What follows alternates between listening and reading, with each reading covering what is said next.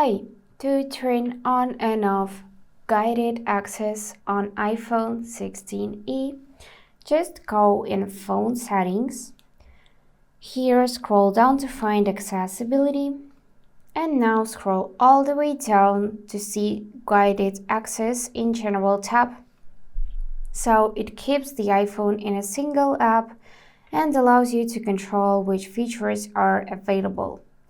This could be really helpful if someone asked to take your phone and you're worried about exposing your personal stuff there, then you can just lock his or her activity just in one app. For that, we can click here to turn on guided access. Here you can customize it. And now we need to open any app. For example, we can open music and triple click this side button, 1, 2, 3. And now we need to click Start Guided Access. Then you will need to create passcode. So mine is already created and verified.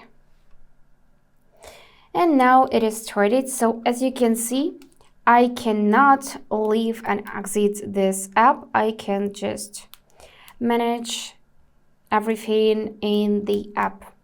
So to exit guided access, we need to triple click side button again and enter passcode. After that, select to end this type of activity, and now we can easily leave this app. So that's it for today.